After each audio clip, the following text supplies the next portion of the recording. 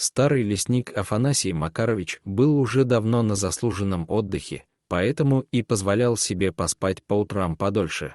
Сегодня они с бабкой допоздна засиделись у телевизора. И только легли спать, как их разбудил громкий лай собаки. «Лежи», — скомандовал Афанасий жене. «Пойду гляну, что там». Он снял с крючка охотничье ружье и вышел на улицу. «Ну чего ты гавкаешь, полкан?» — спросил он пса, который всем своим видом давал понять, что очень взволнован. Вышли во двор, пес ринулся прямиком к сараю и, нетерпеливо повизгивая, замахал хвостом. «Ну вот еще что же там стряслось? Кого принесло к нам на ночь глядя?» — спросил Афанасий. Дверь была приоткрыта, старик дулом ружья распахнул ее настежь и осмотрелся вокруг. В сарае было темно, но когда дверь открылась, старик увидел, что в сене лежал какой-то крупный зверь. Присмотревшись внимательнее, Афанасий с удивлением понял, что это волчица. Она лежала на боку и тяжело дышала. В марте у волков время производить на свет потомство. Пришлось полкана снова запереть в клетке, чтобы не мешал. Волчица тем временем не подавала никаких признаков беспокойства или страха. Видимо, острая нужда заставила хищницу искать помощи у человека, подумал лесник. Он подошел ближе и увидел, что волчица ранена, у нее на лапке запеклась кровь, и по всему было видно, что ранение она получила недавно. Опять браконьеры распоясались, подумал бывший лесник. При мне они таких вольностей себе не позволяли, если только какие-нибудь залетные. Но и с ними у Афанасия всегда был разговор короткий. Старик сел поближе, чтобы повнимательнее рассмотреть рану. Слава богу, она оказалась не от пули, скорее всего где-то об острый сучок или ветку поранилась. Рана хоть и не была смертельной, но обработать ее все же было нужно. Лесник заметил на груди у волчицы большое белое пятно. Он уже встречался с ней когда-то в лесу, только в ту их встречу она была еще маленьким волчонком. Тогда 3 пьяных браконьера глумились над бедным животным. Как им удалось выловить зверя, Афанасий не знал. Видимо, любопытство увело волчонка далеко от логова, и он попался в руки пьяным извергам. Убивать они его не собирались, просто решили попугать. Афанасий подошел ближе, явно не местные браконьеры. «Что здесь происходит?» — повысил голос лесник, и они при виде сердитого бородатого охотника расступились.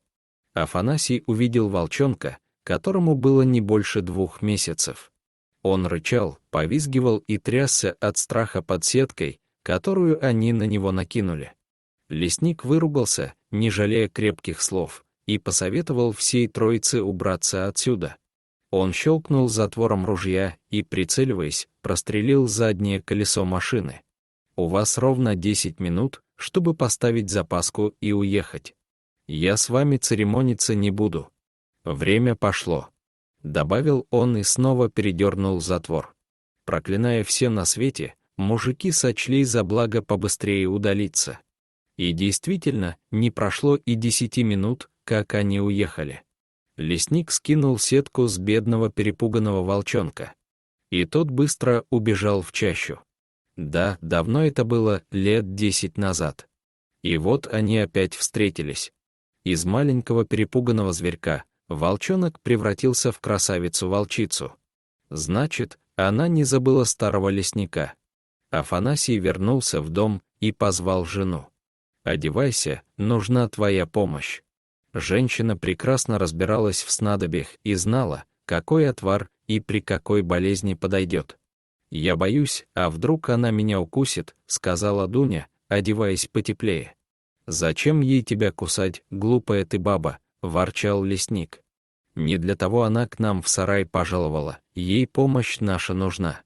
Умело промыв рану волчицы, Дуня наложила повязку и какую-то лечебную мазь собственного приготовления. «Ну вот, теперь все заживет, как на собаке», — заверила она мужа. «А роды придут в срок, когда им и положено. Здесь уже, надеюсь, моя помощь не понадобится, природа сама все сделает. Так что давай оставим ее в покое, это сейчас ей необходимо». Лесная гостья к утру уже освоилась и чувствовала себя гораздо лучше. Утром Дуня пошла в поселок за молоком для волчицы.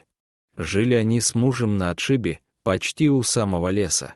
Может быть, поэтому волчица пришла в их сарай, а может, действительно помнила, как когда-то Афанасий ее спас. У магазина жена лесника услышала новость, что накануне браконьеры в лесу перебили волчью стаю. Вот, значит, оно как.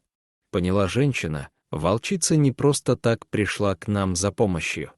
Она спасала себя и свое потомство от охотников. Дуня спешила поскорее добраться домой, чтобы покормить обессиленную волчицу молоком. Раскрыв дверь сарая, она увидела, что у серой хищницы начались роды.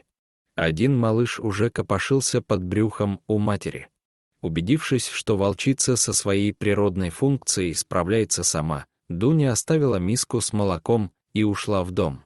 Роды, правда, прошли тяжело, изрядно измотав волчицу. «Ну, кому легко», — подумала Дуня. «Всем бабам без исключения тяжело рожать». На свет волчица произвела 4 здоровеньких волчат. При виде копошащихся и урчащих серых комочков у женщины навернулись слезы. Волчица лежала на боку, обессиленная событиями последней ночи. Теперь в ее жизни появились новые хлопоты. И у Дуни с Афанасием тоже забот прибавилось. Несколько месяцев им нужно было кормить волчье семейство, да так, чтобы никто в деревне этого не знал. Правда, волчица, как только поправилась и набралась сил, сама стала отлучаться в лес.